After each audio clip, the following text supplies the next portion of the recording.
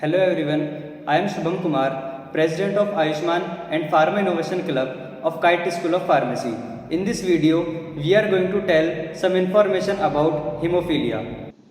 Hemophilia is usually inherited bleeding disorder in which the blood does not clot properly. This can lead to spontaneous bleeding as well as bleeding following injuries or surgeries.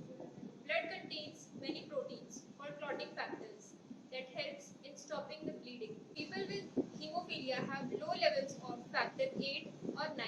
The severity of hemophilia is determined by the amount of clotting factor present in the blood. The lower the amount of factor, the more likely it is that the bleeding will occur, which leads to serious health issues. In rare cases, hemophilia occurs later in life. The majority of cases includes middle-aged or elderly people or younger women who have recently given birth or are at later stages of pregnancy. This condition resolves usually by appropriate treatment.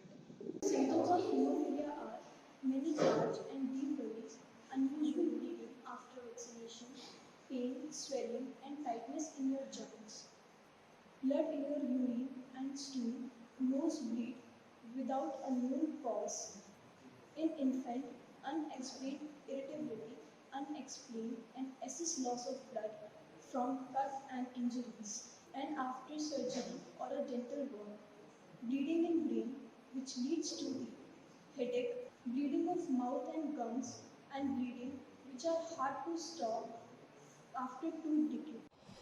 The main cause of hemophilia is mutation or an inherited change to a gene. Hemophilia occurs when clotting factor is missing or level of clotting factor is low. Hemophilia is genetic disorder which impair the ability of the body to clot the blood, which require to stop bleeding. For both hemophilia A and B, about 2/3 of mutation come from a parent. The remaining can occur as a spontaneous mutation. There are two types of tests which are performed for diagnosis of hemophilia. First one is screen test, another one is clotting factor test. The screen test includes complete blood count test, fibrinogen test, prothrombin test, and last activated partial thromboplastin time test. And another test is clotting factor test. In clotting factor test, we test factor number 8 and 9, which is present in blood and helps in diagnosis of hemophilia. Now comes to screen test.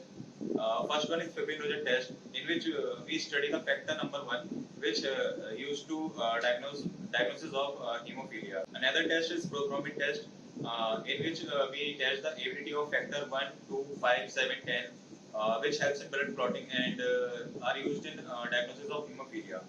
Another test is ATPB, in which we study the factor number 5, 7, 9, 11, 12, which helps in blood clotting and used to diagnose hemophilia A and B. Hemophilia is almost and always inherited from the father offspring to their child.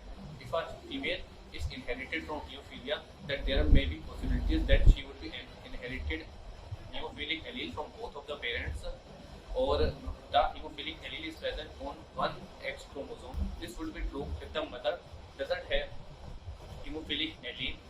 It would be very rare unless the parents are related. So hemophilia is majorly transmitted from parent to their offspring. You have high rate of having hemophilia because of age, family history and genetics, gender, etc. As for age, hemophilia can happen at any age.